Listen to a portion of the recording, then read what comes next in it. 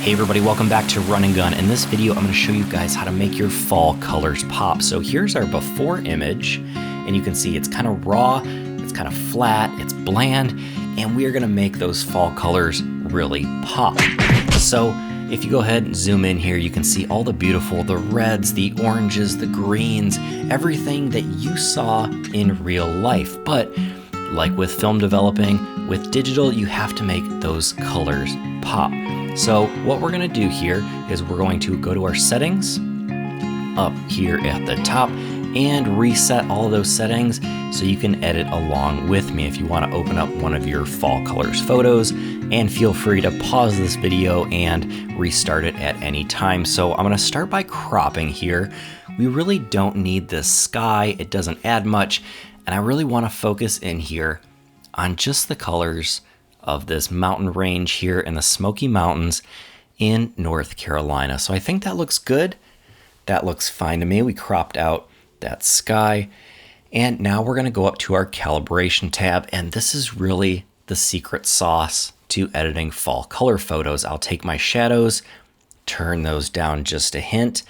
And you're not going to see too much here right now in the calibration tab. And in our image, you'll really see it all when we start toning and we really make these colors pop. So we're going to take our reds, move those down a little bit more towards the saturated red side. We're going to leave our saturation alone for right now. We don't want to crank that. We will do that again down in our toning tab. So let's take our greens and let's slide those over towards the greenish here. We don't want to override that red and turn those yellow. And let's take our blue and move it towards the magenta. You could see a slight orange shift in our tones. So there's the before and the after. You can see just a little bit of color pop. But again, this is the secret sauce here, and you'll see it pop here in a minute in our basic toning tab. So let's open up our basic toning tab here. The first thing I like to do is set my profile to Adobe Landscape. And I do that for about 99% of my landscapes. It typically looks great. And you can see the difference there, the before and after. Just adds that little hint, that pop of color. Next thing I'm going to do is go down to my exposure and bring it down just a touch. We want to bring out that detail in our highlights, and then go ahead and turn up our contrast. Don't do this too much just yet. You don't want to overdo it. Just a hint around 20-ish. And then I could bring down our highlights just a touch more. Again, don't overdo it. We don't want our image to go back to looking flat. Remember, we're bringing out contrast. And now I want to bring out just a hint of shadow detail.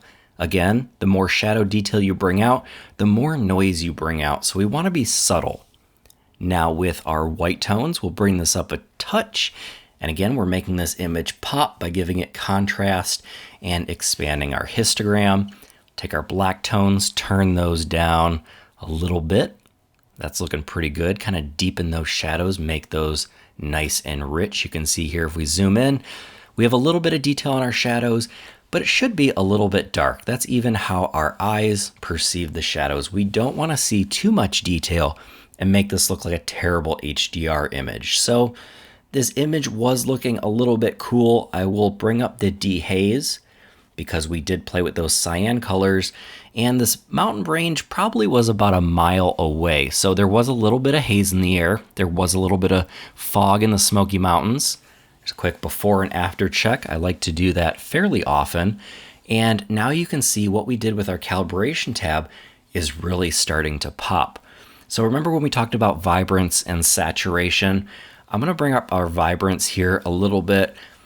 Not too much, around 20 is good. Now I don't want to bring up my saturation. You can see when I bring up my saturation, that just straight up looks terrible. You can see some funky things happening in the histogram. If anything, I typically bring down my saturation a couple points, but I think we can leave it at 0, and I can really crank my vibrance if I want to without having it clip and having my colors leave the histogram. You can see if I turn this up and you watch that histogram in the upper right-hand corner, you can see we're clipping colors, and obviously that image looks terrible and kind of deep fried, overcooked. So let's leave our saturation alone And again, here's the before, the after, and we're looking pretty darn good. I think we're about 99% done here. We took that raw image, we added a little bit of contrast to it, bumped up the color slightly, but not too much. And then I kind of go through here, do some overall edits, and make some little minor toning changes. Sometimes I play with the tone curve, which gives some good global adjustments. This is also a place where you can add that kind of moody look and lift your shadows. Just make sure you take this little dot down here, this point. You can bring it up. Don't do it too much. You don't want your image to look crazy, but make sure you do have these anchor points here. Set anchor points if you go ahead and you lift your shadows. Let me delete those real quick. If you go ahead and you just lift your shadows, again, it makes your image flat. So we want to keep the contrast. We'll add a shadow anchor point and a highlight anchor point, and I actually think this image is just fine. Let's go down to our detail tab, add a touch of sharpening. I think that looks pretty good. Make our leaves nice and tack sharp. There wasn't much noise in this image. I believe my ISO was somewhere around 100, so that looks good. I'm going to deepen up the shadows a tiny bit, and then this image was looking a touch too warm. So I'm going to go to my white balance. We kind of skipped over white balance here, and there's a reason why. I wanted to show you guys that we don't just go ahead and move our slider to the warm tones and warm this image up to adjust our fall colors. I would actually prefer this image be a little bit cooler. I think around 6,000 is good. We were at 6,500 to start with. And cooling the image down actually adds a little bit of color contrast and some cool hues into the shadows. Again, it's not a smart idea to just crank it to the warm end. Now let's take a look at another image here. We have this image of a waterfall, the before, the after. And again, we're just going to add that punch, that pop, that contrast, and a little bit of vibrance to this image. So let's go ahead up to this image. We're going to right click on our image here, go to settings, over to reset, and now we've just reset our image. Again, looking kind of flat, kind of dull.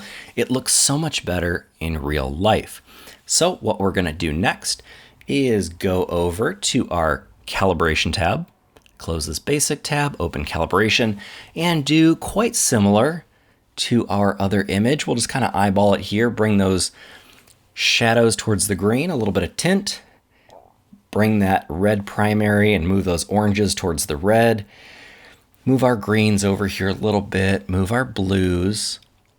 And yeah, it doesn't look good. I experimented with moving the greens towards the yellow. Don't love that. Looks like a gross yellow. So that looks good with the oranges. Adobe Landscape for our profile. That looks pretty darn good there. And we won't skip over white balance this time. Let's go to about 6,000-ish. That looks good. Bring up our exposure. This one was a touch dark, and bring up our contrast. We'll bring down our highlights a tiny bit. And then you can see our shadows aren't doing much. Our shadows are already pretty rich, but we'll bring up our whites to make that waterfall really pop out. And yeah, I keep trying to play with the shadows, but there's not much I can do here. I think that looks good. Clarity doesn't really look good with this. I try not to mess with clarity too much, but turning it down adds a little glow to the waterfall, and we will add just a touch of dehaze because I was quite far away. So we'll play with the contrast, make some tweaks, make some minor adjustments. Again, we're just eyeballing this. And again, we can do the same thing with our tone curve, make those global adjustments, brighten it up, darken it, whatever you'd like to do, or you don't have to touch your tone curve at all. But we will always add just a touch of sharpening, make sure this waterfall looks nice and sharp. I think that looks pretty darn good. Close that out, and I'm pretty darn happy with this image. Again, the before and the after, and just that little bit of pop makes it look the same way it did when you were there or when I was there editing this photo. So let's bring this photo into Photoshop and add a little something extra. All right, we are here in Photoshop, and I wanted to add just a little something extra. So I imported one of my film scans. You can find this in my shop at therunandgun.com. of film grain. So I wanted to add a little film grain to this. We'll import this and overlay this onto our waterfall image. Lines up perfectly right there because it's about 5,000 by 3,300 pixels. And we'll play with our blend modes here. That's overlay. Soft light, I think, looks a little bit better. And you can see we've added just a touch of texture, kind of that film feel, because again, these are actually real film scans from Fuji 400. And I think that looks pretty darn good. Add just a hint of grain to our waterfall. Again, some people are gonna love this, some people are gonna hate it. It's all personal, but it adds just a little bit of character, a little life, a little something to your image here in Photoshop with some film grain. And again, you can check out my shop, therunandgun.com/shop. And this even looks pretty good in black and white. If I were to publish it in black and white, I think the film grain looks pretty darn good. So I'm pretty happy with the way this image turned out. I hope you guys enjoyed this tutorial. Here's our final color image, the before, the after, and that is really everything for this video. Thank you guys for joining me. I hope you learned how to make your fall colors pop just a touch without overdoing it and over editing. And if you enjoyed this video, please subscribe, hit that like button, and as always, get out and go shoot.